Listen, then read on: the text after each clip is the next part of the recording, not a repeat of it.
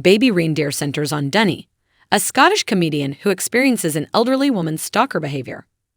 The show's writer and actor Richard Gadd drew inspiration for Martha Scott from his own stalker. What you need to know about the real Martha Scott from the Netflix series is provided below.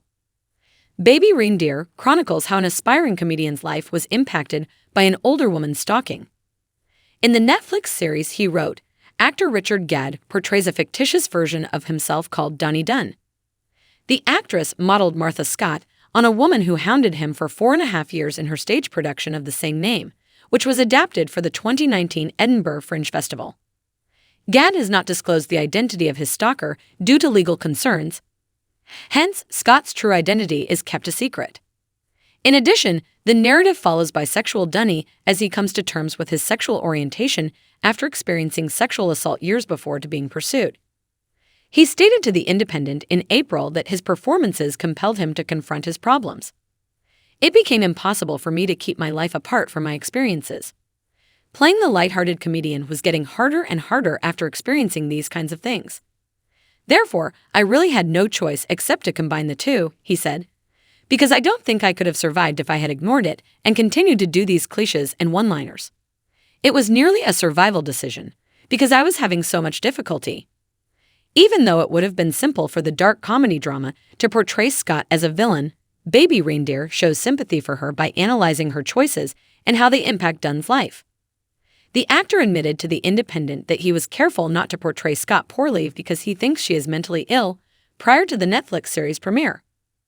It would have been wrong to paint her as a monster because she's unwell and the systems failed her, he stated.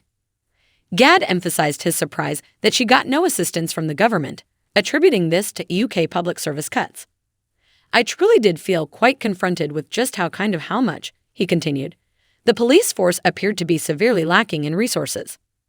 Like, why was she receiving no assistance at all? I departed with more queries than responses.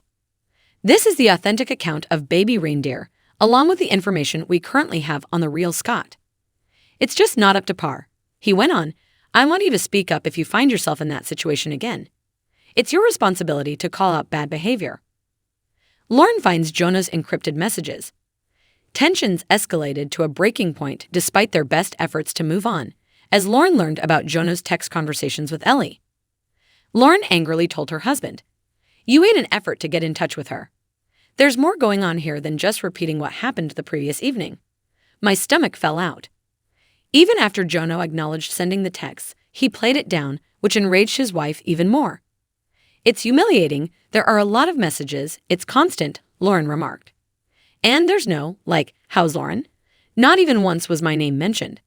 Why, in 100 messages, would you not even mention your wife once?" Jono leaves Lauren and goes his separate ways. Lauren and Jono made the decision to separate after the last vows. Although Jono declared meeting Lauren to be the best day I've had in years, he acknowledged that the most of their time together was not enjoyable for either of us. "You seem to have a bad attitude toward whatever I did.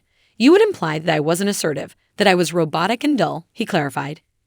"You promised to support and respect me in our vows, but I don't think you ever did. But I persisted in trying because I had hope." He said, "It was mentioned that I had been messaging Ellie at the next commitment ceremony in response to the texting incident. I didn't believe this was a big deal when you took my phone and said the messages I sent to Ellie were flirtatious." He went on, "I was shocked to see how willing you were to lie in order to make me look bad. By lying in front of the entire group, you demonstrated that you don't believe in me, which has caused me great distress. I got to know you at this time. Not the right person for me. I sincerely hope this crazy trip we call life is all that you wish it is." Lauren, meanwhile, claimed that after reading the notes, she felt as though her world had come crashing down. "Instead of taking accountability at the final dinner party, you chose to try and flip the script on me, blame me for not caring, never liking you, and not being here for the right reasons," she stated.